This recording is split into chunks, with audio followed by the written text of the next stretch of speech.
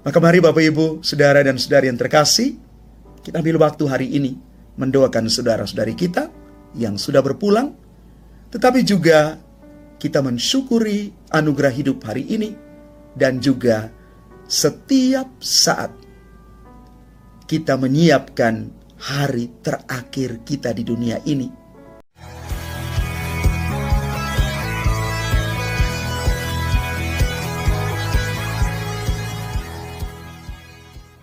Salam Bapak Ibu, saudara dan saudari, sahabat-sahabat garam dunia yang terkasih. Hari ini gereja merayakan dan memperingati serta mengenang semua orang beriman yang telah meninggal dunia, namun masih berada di api penyucian.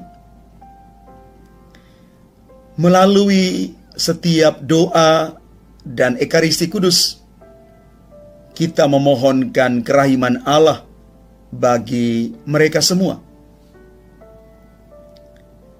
Dari bacaan-bacaan kudus yang kita renungkan hari ini,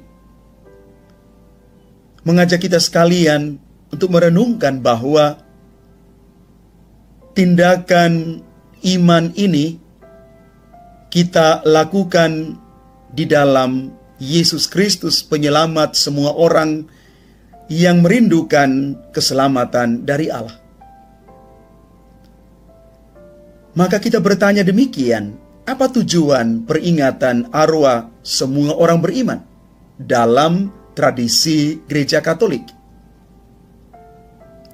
Yang pertama, melalui kesempatan khusus hari ini, sebagai anggota gereja yang masih bersiara di dunia ini, kita mau mendoakan saudara-saudari kita, orang-orang tercinta dalam hidup kita, serta semua orang yang telah meninggal dunia, agar mereka disucikan dari segala dosa, kelemahan mereka, dibebaskan dari segala hambatan dan noda, sehingga mereka boleh menikmati kebahagiaan kekal di dalam kerajaan Allah. Yang kedua, melalui peringatan arwah semua orang beriman hari ini, kita yang masih hidup mendapat penghiburan rohani, yaitu bahwa kelak kita akan berjumpa kembali dengan saudara-saudari kita, anggota keluarga kita yang telah meninggal, untuk bersama Sang Perawan Maria memuji dan memuliakan Allah di dalam persatuan dengan semua orang kudusnya. Bapak Ibu, saudara dan saudari yang terkasih, kita hari ini ambil waktu untuk merenungkan lebih dalam makna hidup ini. Hidup yang Tuhan percayakan kepada kita. Maka kalau kita merenungkan lebih dalam, ternyata hidup kita itu adalah anugerah. Kalau hidup kita adalah anugerah, maka syukurilah anugerah itu. Yang kedua, hidup kita itu adalah panggilan. Maka jalani panggilan itu dengan penuh tanggung jawab. Dan yang ketiga, hidup kita itu adalah perutusan. Terima perutusan itu dan lakukan, jalankan perutusan itu dengan hati yang siap. Bapak Ibu, inilah bagaimana caranya kita memaknai kehidupan ini. Kita semua pasti akan mati. Entah kapan, di mana, dan bagaimana saatnya akan tiba. Karena itu, kehidupan itu adalah satu kemungkinan. Tetapi kematian itu adalah kepastian. Semua kita akan mengalami nasib yang sama.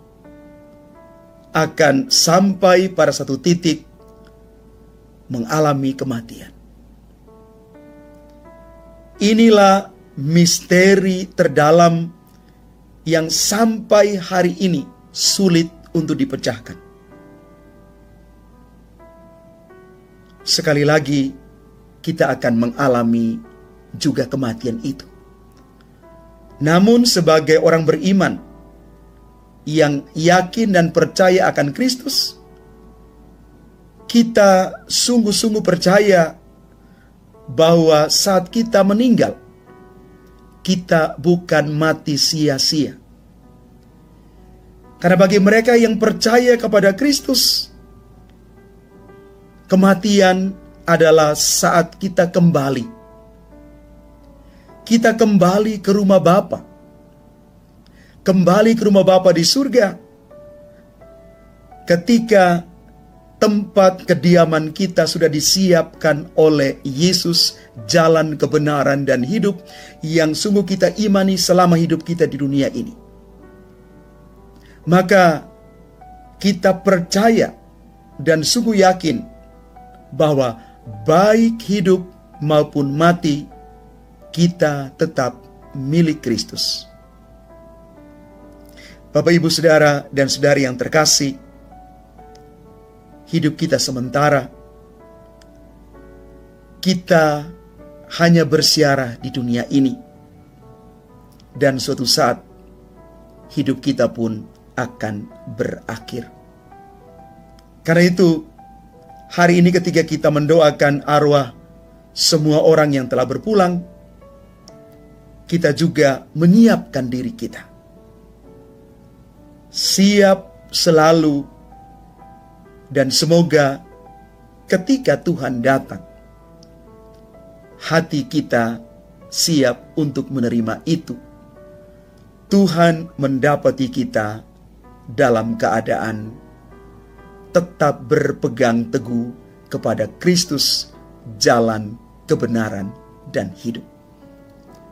Maka mari Bapak, Ibu, Saudara dan Saudari yang terkasih, kita ambil waktu hari ini mendoakan saudara-saudari kita yang sudah berpulang, tetapi juga kita mensyukuri anugerah hidup hari ini, dan juga setiap saat kita menyiapkan hari terakhir kita di dunia ini, supaya ketika Tuhan datang, Tuhan menemukan kita sementara di dalam keadaan berahmat.